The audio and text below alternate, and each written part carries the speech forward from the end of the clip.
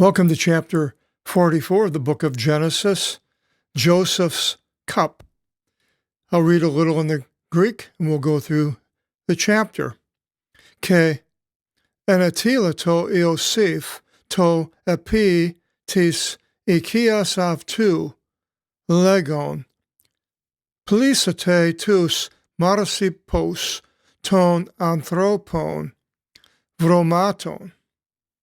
Osa an dinonte are ke valete ekastu to argiriu, epi tu stomatos tu marasipu. And Joseph gave charge to the one over his house, a servant that probably knows pretty much what's going on. Maybe he knows that they're his real brothers, maybe he doesn't. And he's saying, fill the bags of the men with foods. Maybe he doesn't know. It's hard to say, because if the man didn't know, then he could treat them very harshly, unfairly, because he cares for the master. But if he does know, then he could possibly let it out who Joseph is. So either one.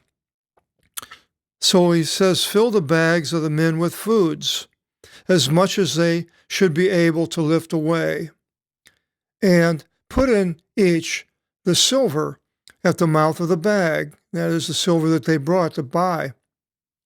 And my silver kondi drinking cup put into the bag of the younger, which would have been Benjamin, and the value of his grain.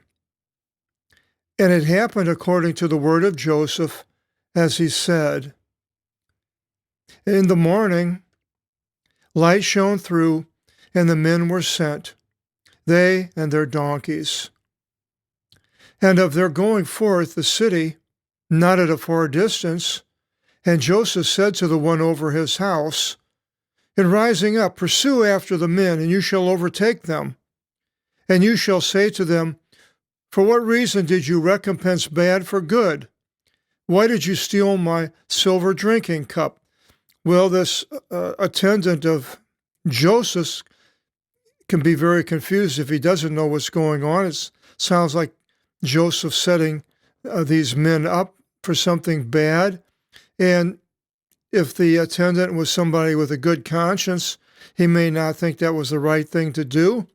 But if he was like a slave, he just did what the master told him to do and he didn't question it, that's another possibility. And then you're to say, why did you steal my silver drinking cup? Is this not in which my master drinks, and he foretells an omen by it? And now he says, why did you steal my silver drinking cup? It's probably because he was in charge of it. You completed the wicked things which you have done. And having found them, he said to them according to these words. And they said to him, the brothers, why speaks the master according to these words? May it not be to your servant to do according to this word? Since the silver which we found in our bags we returned to you out of the land of Canaan, how then would we steal from out of the house of your master silver or gold? By whomever the drinking cup should be found of your service, let him die. And also we will be servants to your master. So they were pretty sure that knew each other that they wouldn't do that. Take the cup. And he said, and that is the attendant, and now, as you say, so it will be. By whomever the drinking cup should be found will be my servant, and you all shall be pure. And they hastened, and each lowered his bag upon the ground, taking them off the camels, or the donkeys, I guess they're donkeys, and each opened his bag. And he, the attendant, searched, beginning from the older. So apparently he was told to do it this way, from the older down to the younger, until he came to the younger, just as he had set up at the table for eating. And he found the drinking cup in the bag of Benjamin. And the brothers, they tore their cloaks, and each placed his bag upon his donkey, and they returned to the city. Oh, there's this terrible happens to them. And they're just probably very upset, putting everything going back again. And Judah entered and his brothers to Joseph while he was there. Now, Judah is interesting. It mentions him before. It was Reuben, the firstborn, who tried to save Joseph from being thrown into the pit and put to death or anything bad to happen to him. But now we go to Judah. And Judah and his brothers entered to Joseph while he was there. And they fell before him upon the ground. They did obeisance, as Joseph had seen in the dream.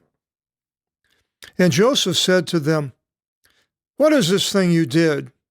Did you not know that a man such as I shall foretell an omen?" And Judah said, "Well, how shall we contradict the master, or what shall we speak? Or how should we be justified? For God found the injustice of your servants. Behold, we are servants to our master, both we and by whom was found the drinking cup." So they may have started questioning whether Benjamin is lying to them or not. Did he do it or didn't he do it? And they're kind of giving up. What can we do? We're at the mercy of this man finally. And Joseph said, "Well, may it not be to me to do this thing? The man by whom was found with the drinking cup, Benjamin, he will be my servant." Now he's speaking to them through a translator. "But you all ascend with safety to your father." And approaching to him, Judah said, "I beseech, O master," it shouldn't not be Lord there, it should be master, "let your servant speak before you."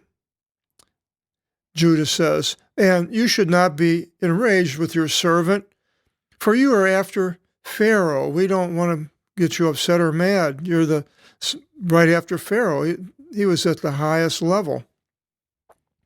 O master," and that should be master there, "you ask your servants, saying, 'Have you a father or brother?'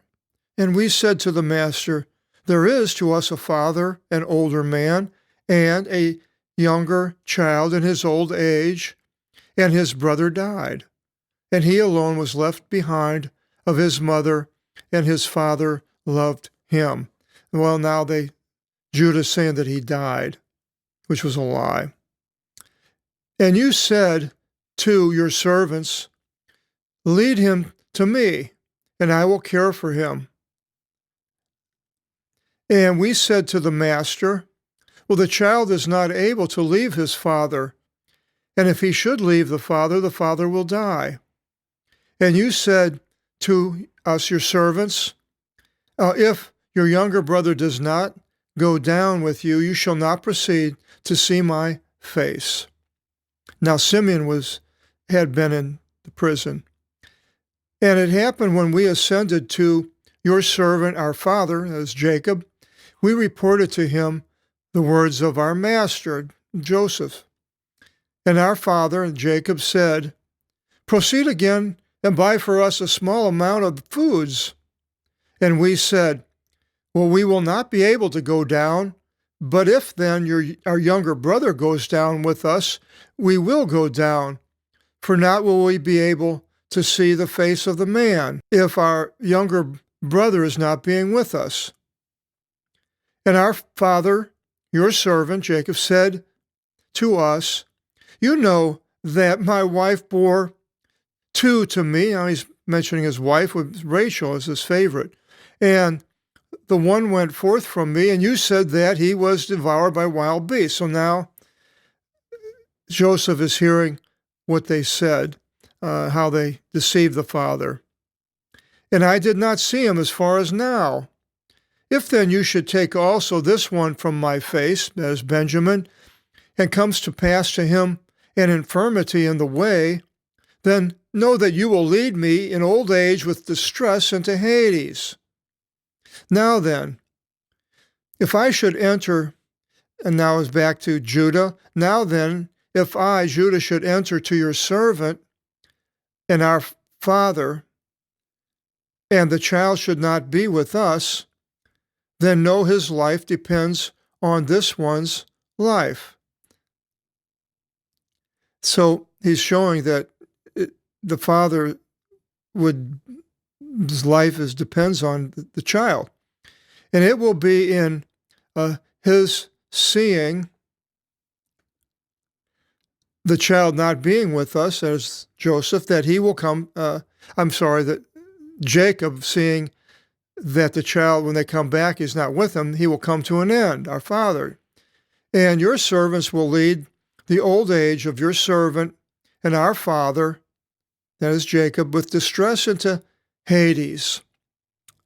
For your servant has looked out," and this is Judah, "for your servant has looked out for the child from my father, saying, if I, as Judah, do not lead him to you, I will be sinning against the father all the days."